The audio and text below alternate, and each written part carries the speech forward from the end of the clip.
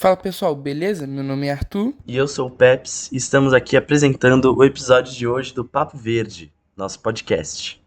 Hoje vamos dar uma pincelada sobre a domesticação de plantas pelos povos originários da América do Sul, a tradição de cultivo e como essa forma é mais benéfica para os ecossistemas, fazendo manejo da fauna e flora de maneira orgânica e sustentável. Cara, eu tava rodando minha timeline e, pô, eu fiquei vendo como os havaianos resolveram um problema seríssimo que aconteceu lá em 1800 e pouco, quando os europeus chegaram. Basicamente, conforme eles iam chegando, a população ia se espalhando para dentro das ilhas.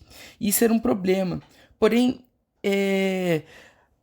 com os saberes tradicionais deles, eles inverteram essa situação, tornando a sociedade deles autossustentável, com maneiras de cultivo que eram cíclicas e economizavam recursos, aproveitando as características das ilhas. Isso me deixou pensativo, porque, pensa comigo, a sociedade ocidental atual está perdendo muito com as monoculturas, e a gente está desperdiçando o potencial das plantações e destruindo o habitat natural. Tá geral perdendo, tá ligado? A partir disso eu reuni alguns tópicos que agregam no conhecimento da galera que tá ouvindo.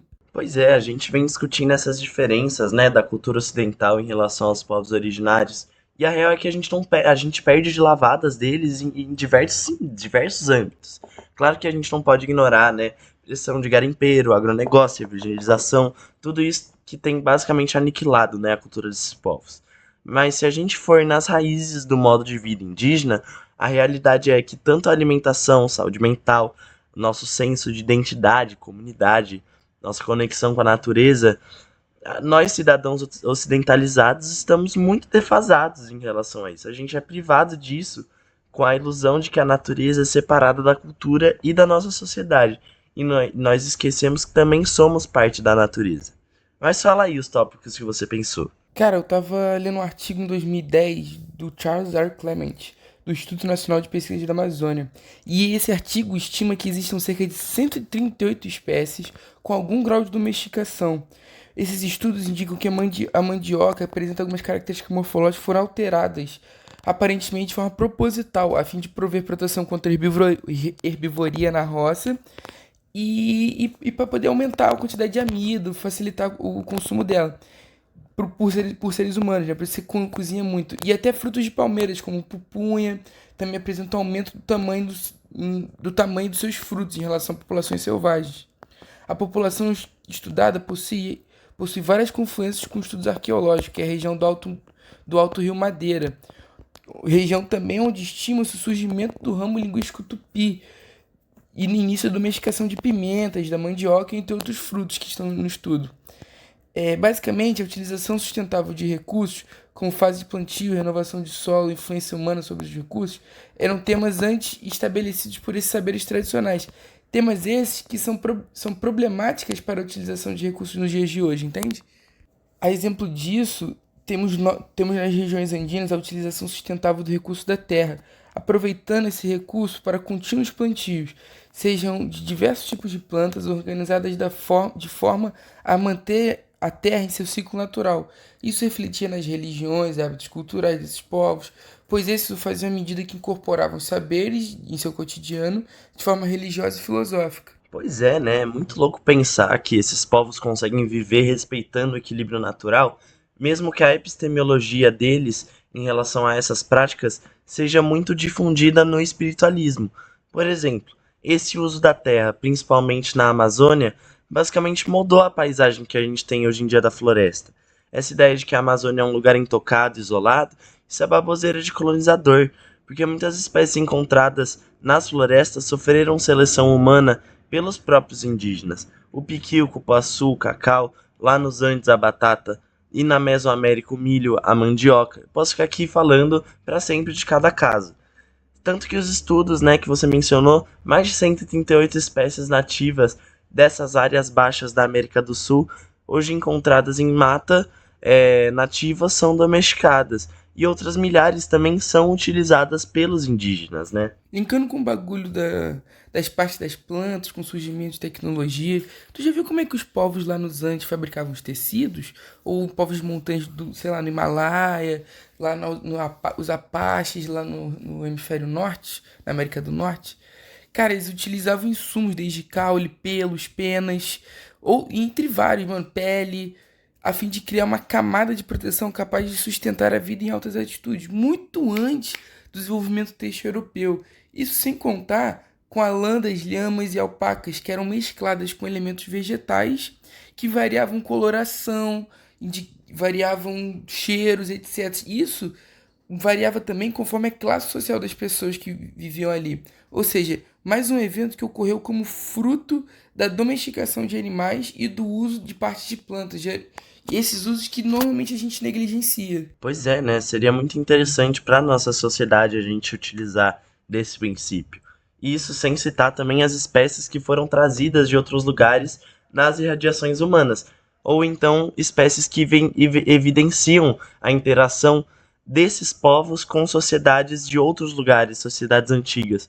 Por exemplo, o cacau, ele é da América do Sul, né? E ele inicialmente foi selecionado pelos indígenas, mas ele chegou na Mesoamérica e os astecas também impregnaram suas próprias técnicas de domesticação, dando origem ao cacau atual.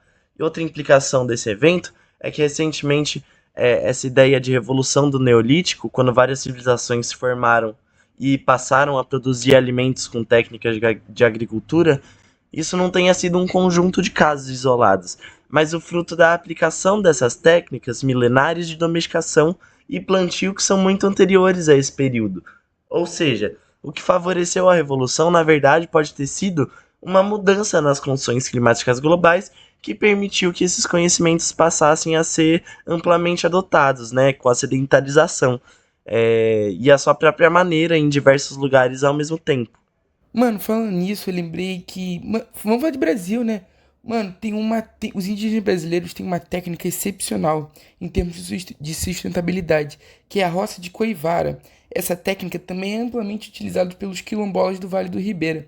Basicamente, envolve o uso seguro do fogo para adubar uma área mais ou menos 1 hectare, para sustentar uma policultura. Nessa roça, o esquema é simples, é juntar as plantas que se dão bem juntas para garantir a viabilidade e a qualidade das partes utilizadas pela comunidade. E o mais incrível é que a roça é rotativa, ou seja, depois da coleta, a terra é deixada para ser novamente consumida pela mata, então forma-se uma nova roça para se preservar a saúde dos solos da floresta de forma 100% sustentável. Pois é, e os povos das montanhas são esse exemplo excepcional de agricultura em lugares improváveis, né?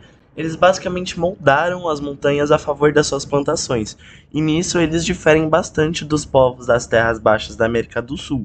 Isso, cara, isso me fez lembrar daquela brisa do abacate, mas essa brisa aí está relacionada à extinção de grandes mamíferos e como ele se manteve devido ao cultivo pelos povos mesoamericanos. Mas, mano, eu acho que isso é resenha para um outro podcast ou para um outro vídeo. O que você acha, hein, velho?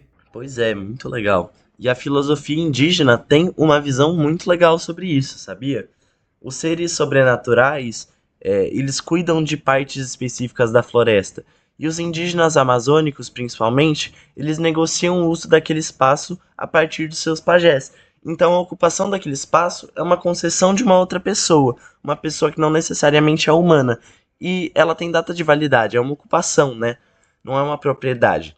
E isso está super relacionado com a ciência e a filosofia indígena, que preza a manutenção das estruturas sociais e da saúde da floresta. Ou seja, existe uma guarda, né, compartilhada de humanos e não humanos pela preservação daquele espaço, e principalmente das plantas que são essenciais tanto para o ecossistema quanto para a alimentação dos indígenas. Mano, muito incrível, Pedrinho. Isso aí me lembrou da resenha do cupuaçu, né? Tu sabe que é uma planta domesticada também, né? O cupuí, seria uma planta próxima ao cacau e tem a polpa menos densa e saborosa, ela foi domesticada há muitos anos atrás. Bem, e essa resenha é contada por alguns cientistas do Instituto de Biologia da USP. Eles foram testar se próximas habitações humanas haveria indícios de seleção artificial. E os resultados confirmaram que o cupuaçu é uma variante do cupuí, fruto de cultivo e seleção por povos amazônicos. Realmente são incontáveis exemplos que a gente pode falar, Bilticuna, etc. Dá para perceber que essa pesquisa nessa área pode render muitos frutos, literalmente. Fiquei curioso para saber mais essa loucura dessas frutas e cultivares que os indígenas fizeram há muito tempo atrás. Surgimento da filosofia e ciência desses povos, como eles estão interligados, né, uns com os outros. É muito maneiro de se falar, cara. Mas é isso, cara. É muito legal. É um papo que dá pra render muitas horas de conteúdo. Mas acho que a gente vai ficar por aqui hoje, no episódio de hoje. Bem, muito obrigado por comparecer, por escutar nosso podcast até aqui. Bem, curtam, comentem, repostem, republiquem. Pode compartilhar pra rapaziada aí. Vamos, tamo junto demais, rapaziada. Tamo junto.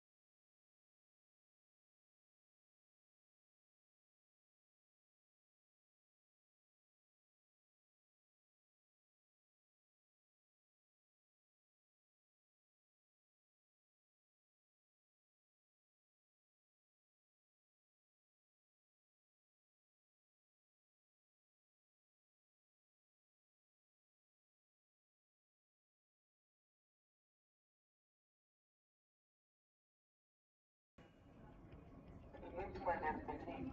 Antes de ser um começo que foi lá pro Paratinga e lá atrás do Cacau, eu lembrei, cara, o azul também é uma coisa mexicana, né?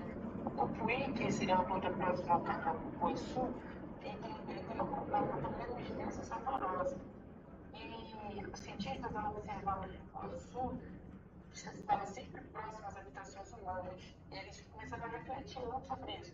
Aí os cientistas de biologia da USP foram testar se as plantas tinham indícios de seleção artificial. E os resultados confirmaram que o cupuaçu é uma variante do cupuí. O fruto é um dos mais incontáveis exemplos que dá para perceber que a pesquisa nessa área pode render muitos frutos para nós, literalmente. Né? Fiquei curioso, cada vez fico mais curioso em perceber essa brisa das ontogenias indígenas, o surgimento da filosofia e ciência nesses povos. Pois é, né?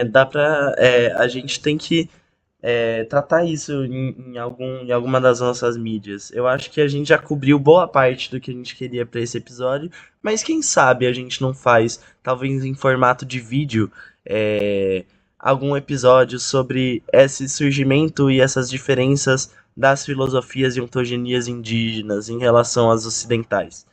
Mas por hoje acho que é só, né?